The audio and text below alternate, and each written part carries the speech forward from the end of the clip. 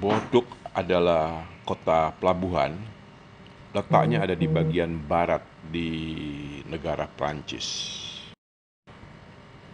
Ingat Bordeaux, jadi ingat wine. Kenapa? Karena Bordeaux adalah penghasil wine terbesar di dunia dan terbaik katanya. Oke, Hai, Ren. Cheers buat semangat Bordeaux. pagi. Kami hari ini tiba di Bordeaux yang rencananya perjalanan kami di sini 3 hari. Salah, 4 hari 3 malam. Oke, kita akan coba mengeksplor kota Bordeaux, kota wine. Oke, sekarang kami berada di atas jembatan Pont de Fier atau jembatan batu. Cukup panjang loh jembatan ini, hampir 400 meter. Kilometer mobilnya kan, gini. Iya, kami naik. Oh, nice car.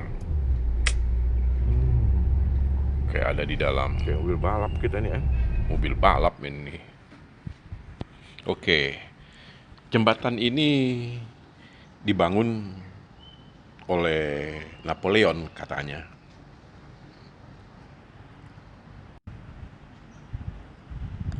Dan ini jembatan yang tertua yang ada di Bordeaux. Dengan 17 lengkungan di jembatan ini. Wah, indah sekali kalau dilihat, apalagi malam hari begini. Garonne. Ya, itu sungai Garonne itu sungai besar, panjang. Sungai ini nggak tanggung ini. Sungai dari aliran dari Spanyol ini sampai ke Paris, Bordeaux ini. Indah sekali melihat di sini. Kami menikmati suasana di atas jembatan ini. Dalam suasana malam hari kebetulan, dengan lampu-lampu yang indah di sepanjang kota kiri dan kanannya.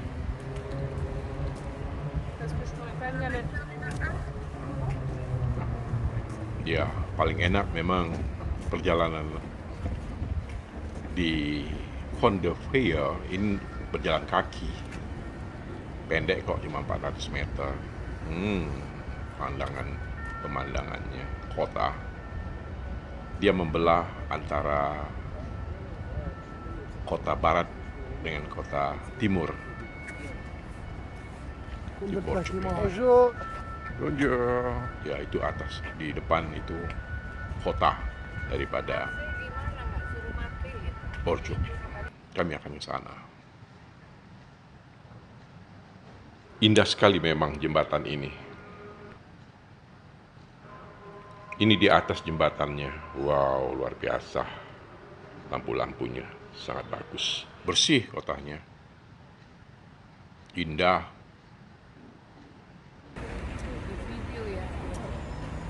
Kayak di depan ada, ini pintu gerbang masuk kota Eiffel ya. Iya, pintu gerbang masuk kota. Mereka buat juga miniatur. Bukan miniatur, mininya Arc de Triomphe di sini. Inilah kota, memasuki kota, pintu gerbang kota.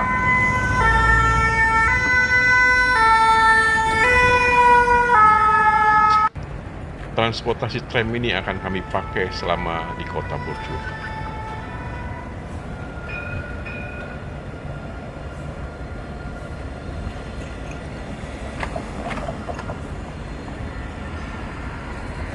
Bordeaux ini juga kota terbesar ke-6 di Prancis, yang menjadi kota pusat wisata berkat daripada keindahannya yang luar biasa. Dan yang luar biasa lagi, aman. Kota ini kami duduk di tepi sungai, dan jembatan daripada The Pont de Fier aman kok, nggak ada kejahatan. di pinggir sungai Rodon sambil selfie-selfie. Cantik. Indah sekali. Morning, Bojo. Oke, setelah tidur enak, pagi ini kami habis sarapan, kami jalan menuju ke kota untuk mencari tahu bagaimana menuju ke perkebunan wine untuk melihat kota wine yang katanya sekeliling kota ditanamin pohon-pohon anggur. Oke, kami jalan sekarang. Borjuk juga nama anggur yang diproduksi di sekeliling kota daripada kota Borjuk ini. Kita akan lihat. Ini Jalan Catherine namanya. Jalan ini kurang lebih ada hampir 2 kilo panjangnya. Ini khusus untuk memang pejalan kaki lewati jalan ini, dan ini menjadi pusat daripada kota dan pusat daripada perbelanjaan utama yang ada di Bordeaux, Prancis. Yeah, okay. Like the two chateaux in Médoc. I think it's still not if you want.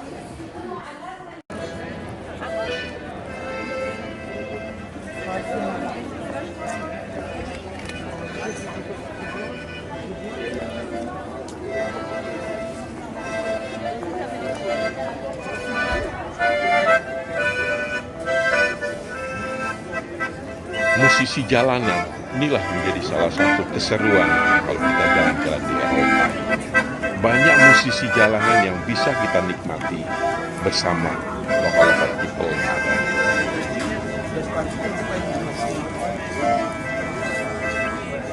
Pusat kota ini ramai sekali dengan jalan-jalan yang sempit yang indah. Oh, tak lupa coba nikmati juga khas makanan-makanan Prancisnya di sini.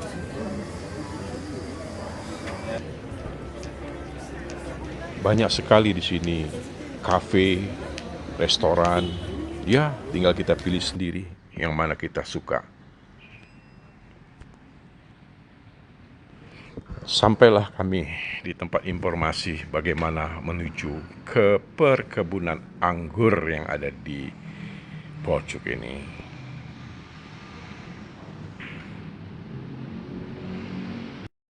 This week is Chateau. Check. It will be Chateau du Taillon. This one here, Taillon. Chateau du Taillon. And it might be you can also buy it with me. I have a partnership with them. 12 euros. You go with public transport. Or another is a cru glacé, which does guided tours. Just checking. Wah, itu makaron, makanan Prancis yang enak. Saya suka ini, makaron. Beli apa lagi, En?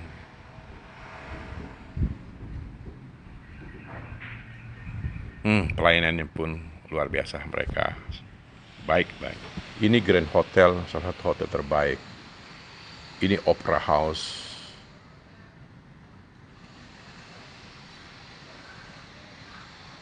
Percis di depan Hotel Grand.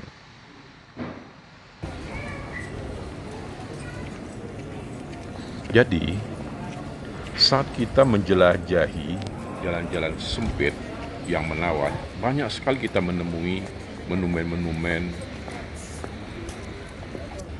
yang bersejarah.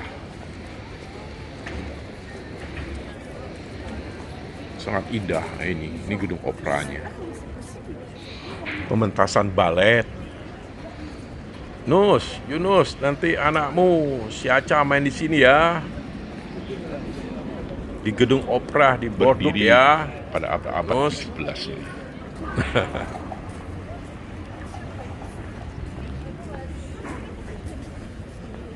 Grand Hotel.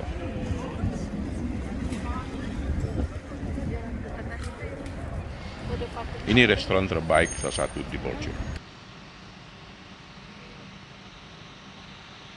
Kami mencoba sebelum menuju ke kebun anggur, kami akan coba ke museumnya dulu, museum wine yang ada di Borjuk.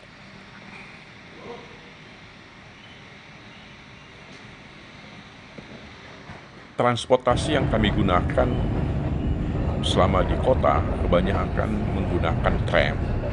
Tramnya bersih, bagus, indah kalau sekalian bisa melihat kota. Ini perjalanannya hampir seluruhnya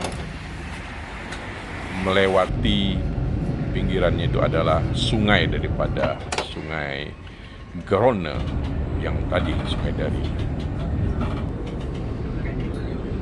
Spanyol menuju Paris, Borjuk.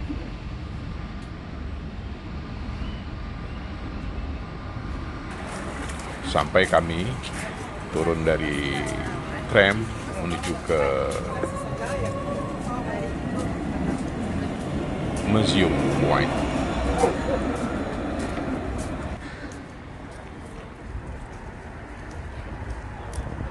Inilah sungai air Garonne yang coklat, susu coklat, tapi inilah menjadi suburnya tanah yang ada di Borjuk ini untuk menanam anggur. Tuh, lihat tuh, banyak sekali lumpur-lumpurnya. Itu yang membuat suburnya daerah Borjuk ini. Oke, sampai kami di museum.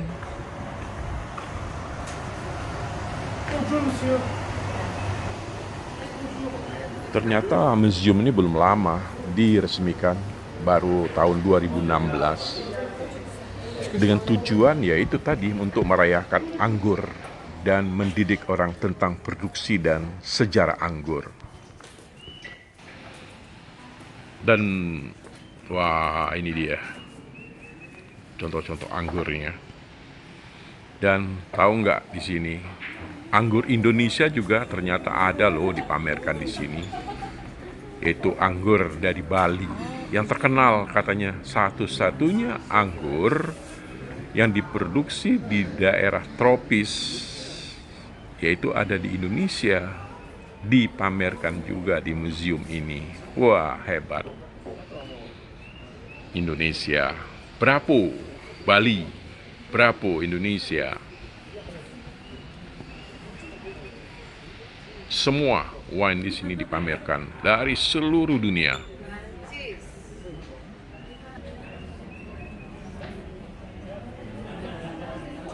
Jadi apa ditemukan di museum ini? Yaitu taman hiburan bagi pencinta anggur.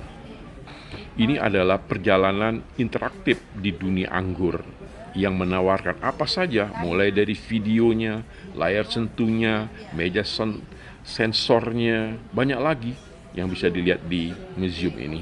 Dan kita juga bisa menemukan semua wilayah anggur yang penting yang ada di dunia ini. Juga bisa mempelajari berbagai jenis anggur, proses fermentasinya, dan sejarah anggur dari berbagai wilayah seluruh dunia. Ini juga ada perpustakaannya, anggur yang ada di Borjuk ini.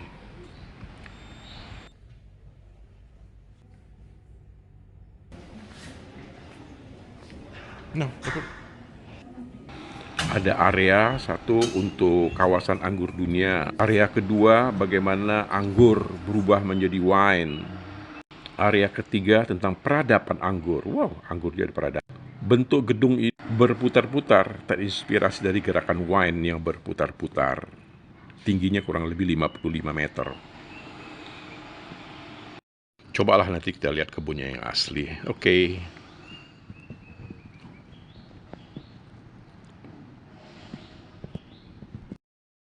Oke, kita cerita sejarah sedikit. Dulu, setelah kota Romawi ini tidak ada lagi, penduduk yang tadinya tinggal di sungai yang tadi, sungai Garonne, mereka pindah dari sungai ke pusat kota yang baru, yang sekarang menjadi distrik yang ini, Saint-Pierre sekarang. Apa yang dibangun pertama? Yang dibangun pertama, ya gereja pertama dibangun di kota ini, yang bekas pelabuhan ini, di abad pertengahan. Dan nama-nama jalannya atau distriknya mengingatkan kembali kepada para pendirinya, yaitu Saint Pierre dan Saint Paul. Luar biasa, mereka mengingat bapak-bapak pendiri bangsa mereka. Dan ini juga menjadi alun-alunnya kota. Dan tempat ini, place ini menjadi ikon kota Borjog. Karena kemegahannya berhasil membawa masuk dia di dalam daftar UNESCO. Hebat. Sore hari dan sambil minum kopi di kafe-kafe dekat-dekat sekitar sini enak sekali di daerah sini. Dan nikmat. Coba 25 menit dari kota by tram kami bisa melihat juga sentral pusat stasiun kereta api di Borjog. Lingkungan di sekitar stasiun kereta api bersih, aman, banyak sekali tempat makanan, minuman, kafe-kafe tersedia di dalam stasiun.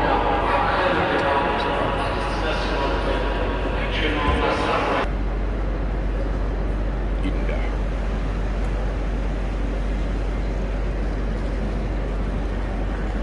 Teratur. Aman lah.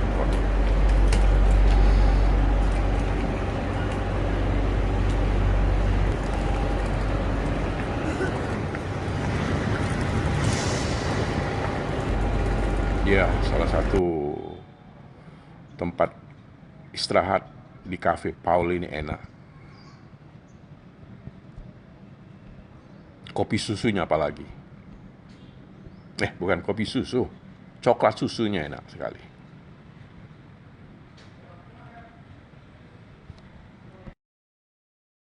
Jadi setelah puas kami berkeliling City Borjog hari ini, kami akan pulang dulu sore ini ke hotel untuk mempersiapkan besok pagi untuk menuju ke perkebunan anggur yang ada di Borjog.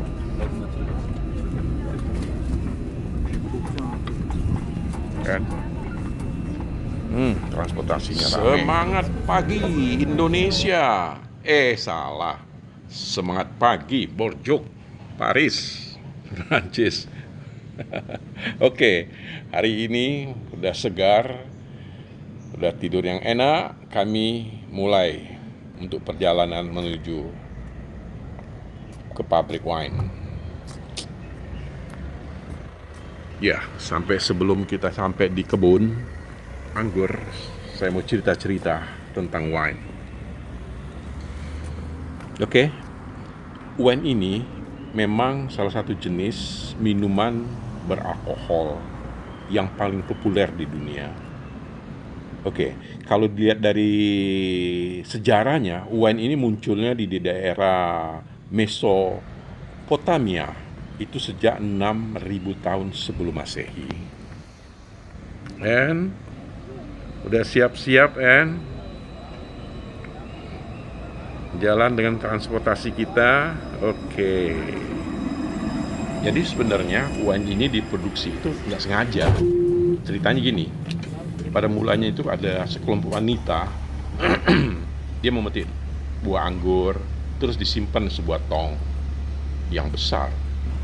Halhasil buah anggur yang berada di paling bawah kan dingin sekali ya, kemudian pecah dan bercampurlah dengan ragi yang alami. Nah, disinilah mulai terjadinya wine, karena yang terdapat di bagian kulit buah anggur itulah wine pun tercipta. Oh gitu ya, ternyata kisahnya.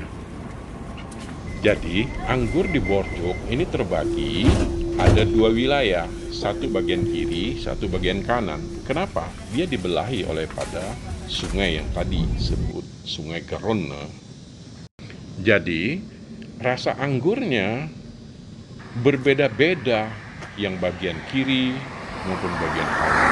Yang kiri dikenal dengan istilahnya medok, yang menghasilkan anggur termahal di dunia. Kenapa? Karena arealnya tidak terlalu besar, cuma 16.000 hektar saja, dan tanahnya dari pantai Atlantik yang membentuk tanah di tepi kiri wilayah Bordeaux selama ribuan tahun. Ada batu, ada pasir, dan tanah bercampur. Menjadi tanah ini sangat subur sekali untuk ditanami anggur. Yang terkenal di sini anggur merahnya. Dan sekarang sudah dideklarasikan sebagai situs warisan dunia oleh UNESCO Bordeaux ini. Kami mendatangi salah satu pabrik dan kebun anggur, namanya Château de Talon. Kastil atau disebut dengan Château de Talon ini, kami juga bisa menikmati suasana suatu properti yang khas Medok, khas Medok. Suasana pemandangan indah di kebun anggur. Ada juga gudang bawah tanah untuk menyimpan anggur yang setelah diproses fermentasi. Ini berdiri dari abad ke-16. Lama ya. Jadi di sekeliling daripada Château ini semuanya adalah kebun anggur. Jadi desa ini namanya Desa Talon. Inilah disebut jadi Kastil du Talon. Wah, indah, enak, nyaman, santai. Yang sudah 600 tahun ini berdirinya Château ini atau kastil ini atau pabrik anggur ini. Istananya, yuk coba kita lihat ya.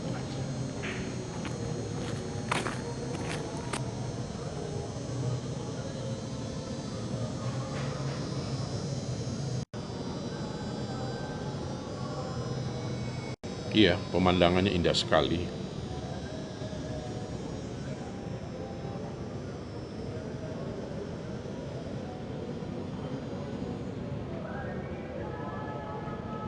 Ini tempat penyimpanan anggur di bawah tanah. Ya, setelah siap kita berkeliling taman ini dan kebun ini dan pabrik ini, kita juga bisa mencicipi anggur yang berbeda rasa, yang disajikan juga dengan tambahan dengan keju, bisa dengan coklat atau dengan buah-buahan kering. Ini tempat penyimpanan hasil produksi wine. Oke, kita coba belajar sedikit ya. biar jadi winemaker. Syailah. Ya, ini tahapan sebetulnya. Tahapan-tahapan untuk pembuatan wine. Sebenarnya kalau dilihat tahapannya sangat sederhana sih. Ya, pasti pertama kita panen dulu. Sudah kita panen, ya, yang tahap kedua penghancuran buah. Ya, buahnya dihancurin. Kalau dulu menghancurkannya pakai kaki, diinjak-injak. Halo. Tapi sekarang nggak lagi diinjak-injak, pakai mesin. Supaya apa? Ya, lebih berkualitas daripada anggurnya. Jadi penghancuran itu dipisahkan antara biji sama kulit. Nah, itu menjadi white wine. Tapi kalau dicampur semuanya menjadi red wine. Terus tahap selanjutnya adalah fermentasi. Ya, fermentasi kayak kita buat tape, percis seperti itu. Jadi dicampurkan dengan ragi kurang lebih 10 sampai 1 bulan, ya udah dia akan menjadi terfermentasi. Selanjutnya tahap selanjutnya ya penjernihan, dijernihkan, dibersihkan gitu, dibersihkan setelah raginya dibuang, terus pemisahan antara ragi dengan protein. Nah, jadi memang minum wine itu banyak proteinnya karena ragi sudah dibuang, maka disimpan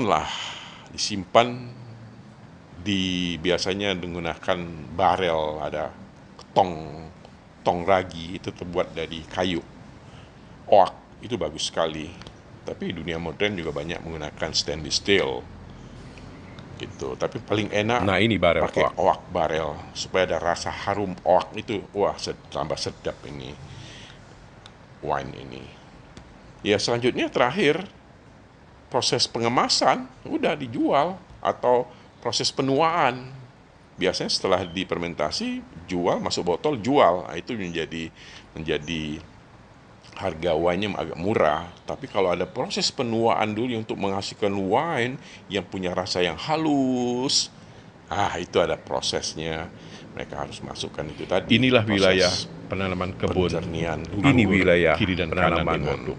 barel tadi, dan disimpan sampai bertahun-tahun. Kalau di Medok ini sampai 5 tahun proses penuaannya, disimpan baru dijual di pasar. Itulah menjadi sangat-sangat mahal wine yang ada di Medok ini. Dan sekarang dikirim ke seluruh dunia. Jadi kita bisa merasakannya. Anggur asal Bordeaux. Ini suasana di depan kastil juga banyak sekali dengan tanaman anggurnya. Ini dia.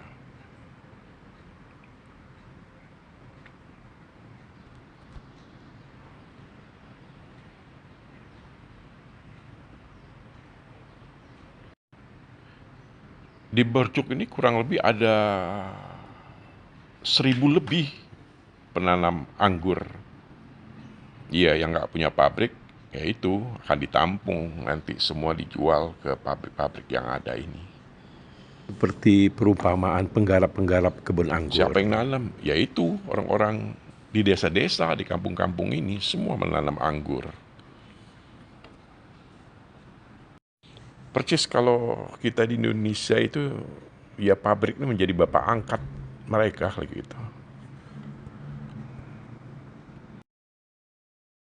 Jadi ya semua di desa-desa ini, semua halaman yang ada yang bisa mereka tanemin anggur, mereka tanam pohon-pohon anggur semua. Dan mereka menanam sampai sekarang, dari generasi yang lama sampai generasi sekarang. Sudah berapa puluh generasi mereka telah menanam pohon anggur di Bordeaux ini. Nah, kalau minum wine, itu antara wine dengan gelasnya itu seperti suami istri. Lucu ya? Ya, jika tidak cocok, bisa juga tidak enak. Itu kata salah satu winemaker yang ada di Bordeaux. Begitu ya. Gelas wine pun harus transparan. Dan gelas wine ini fungsi berbeda-beda. Wadahnya untuk nampung wine, tangkainya untuk memegang jari, kakinya gelas itu untuk meletakkan gelas di atas meja.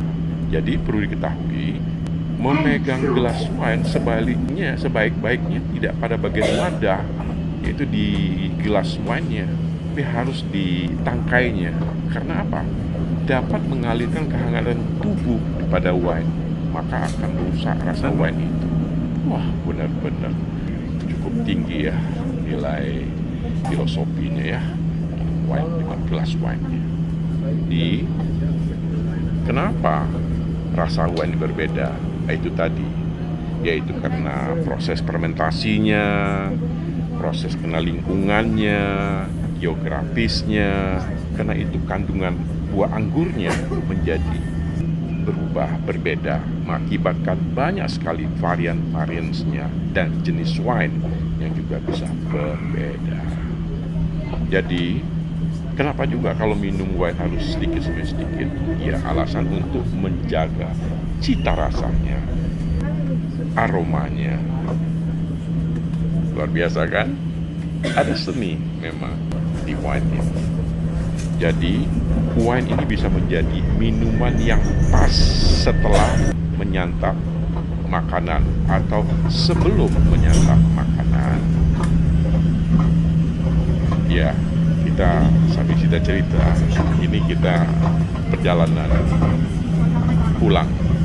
Sambil perjalanan pulang melihat kota, kami naik tram. Luar biasa sambil melihat kota. Indah sekali kota Portugal. Itu jembatan batunya yang pernah kita lalui sebelumnya. Semua di pinggir sebelah kiri atau kanan jalan ini semua adalah melalui sungai Grone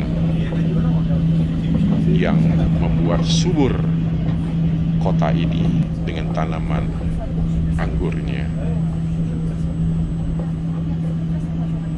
Dan sekali lagi sungainya dari jauh sekali dari Spanyol Grone ini menuju sampai ke Paris, tepatnya kota Portugal. Kalau minum wine harus diputar-putar gelasnya. Kenapa? Nah, ini fungsinya hanya untuk mengeluarkan aroma wine yang asli. Aromanya akan tercium, tol dulu kan, maka rasanya pun baru akan jalan. lebih nikmat. Dia bilang kita ketinggalannya jauh. Rasanya gimana wine? Ya sepat-sepat gitu, body istilahnya dalam wine. Body itu sepat-sepat, seperti teh lah, teh tawar gitu. Cara minum wine, jangan kita teguk kayak minum aqua. Tapi minumlah sedikit demi sedikit, putar-putar, udah masuk ke mulut, ya kumur-kumur lah dengan sopan sedikit. Rasakan teksturnya, rasa wine ketika dia masuk di mulut kita. Nah, setelah itu barulah ditelan. Enak sekali. Oke, sekarang kita istirahat dulu sambil ngopi, atau juga boleh ngopi.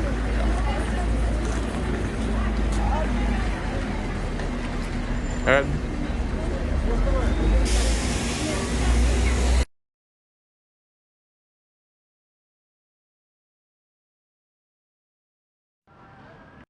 oke, kita cerita lagi sekarang. Udah semangat kembali. Ya, pada dasarnya di dunia ini populer hanya dua jenis wine, itu red wine sama white wine. Tapi ada yang lain sebetulnya. Ada namanya rose wine atau sparkling wine. Ini sparkling wine ini kayak champagne, dia dicampur dengan soda. Nah, kalau red wine itu prosesnya dari anggur merah atau anggur hitam, dicampur beserta dengan kulitnya. Sedangkan white wine itu terbuat dari anggur kuning, kemasan atau hijau. Juga ada dari beberapa jenis anggur merah juga sih, tapi kulitnya dibuang. Hanya diambil sarinya saja. Nah, sedangkan yang rose wine itu terbuat sebenarnya dari anggur merah, sama-sama dengan kulitnya juga. Bedanya dalam proses fermentasi dan ekstraknya lebih singkat, sehingga menghasilkan warna merah muda. Kerap kali mirip kayak warna bunga mawar gitu. Nah, sedangkan champagne itu adalah white wine yang bersoda. Jadi dikenal juga dengan sparkling wine karena kalau dituang ya itu dah tadi gelasnya bermunculan kayak kilauan buih-buih begitu. Tapi jangan salah loh, hukumnya katanya harus diproduksi di daerah Champagne. Karena itu nama satu kota Champagne, nama orang di Prancis loh. Ya, bolehlah buka-buka ceritanya itu kalau mau lebih jelasnya. Ada berita yang mengejutkan. Satu botol wine harganya bisa 14 miliar lebih. Wow, kok bisa begitu? Ini wine-nya. Ini beritanya dari CNBC. Inilah seninya wine. Ceritanya gini, CNBC membuat artikel, sebuah wine bisa dijual 14,2 miliar Ini beritanya. satu botol. Dan ini Apa artikel. istimewanya? Ini wine. Satu botol Petrus wine ini istimewanya 14 bulan disimpan di luar angkasa. Luar angkasa loh. Ditaruh di stasiun luar angkasa. Pernah dengar ISS? Itu yang space station yang ada luar angkasa. Nah, disitulah disimpan anggur ini selama 14 bulan. Setelah itu diwaktu di bumi, diuji. Ternyata rasa wine yang ditempatkan di SSS itu, hasil rasa anggurnya itu memiliki perbedaan rasa, warna, dan aroma dengan anggur yang sama disimpan di bumi. Wah, luar biasa. Jadi, 14 bulan disimpan di SS di luar angkasa, rasanya seolah-olah berusia 2-3 tahun lebih lama anggur yang berusia sama di bumi. Maka dilelanglah itu di Inggris. Dalam postingan blognya, maka terjuallah 14,2 miliar satu botol wine. Tahu nggak hasil rasa anggurnya setelah di luar angkasa itu? Dia kayak merupai kelopak mawar. Nah, bayangin mawar. Wanginya seperti kulit yang diawetkan oleh api unggun. Dan dia bersinar berkilau orange. Kayak suasana terbakar gitu. Oh, keren kan? Itulah hasilnya wine yang 14 bulan di luar angkasa, kirim ke bumi, dilelang menjadi 14 miliar lakunya. Ya udahlah, oke, sampai sini aja. Kita cerita tentang wine. Kita akhiri perjalanan kita ini. Kami mau pulang dulu belum saya pulang. Kami akan melanjutkan nanti habis ini perjalanan dari Bordeaux ke Lyon, Paris. Yang perjalanannya makan waktu kurang lebih sekitar 6 jam dari Bordeaux menuju ke Lyon. Oke, Bordeaux, kota yang indah, kota yang manis dan sedap didengar. Ya, dengan operahmu, dengan transportasi kami yang enak. Terima kasih Bordeaux, perjalanan kami enak di Bordeaux. Ya, kami perjalanan ini perjalanan sepanjang perjalanan dari Bordeaux ke Lyon. Terima kasih. Sampai jumpa lagi. Bordeaux. See you again.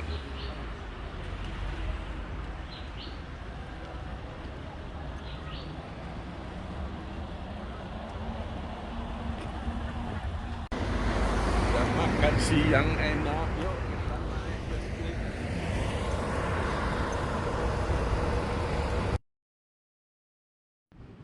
Bye-bye.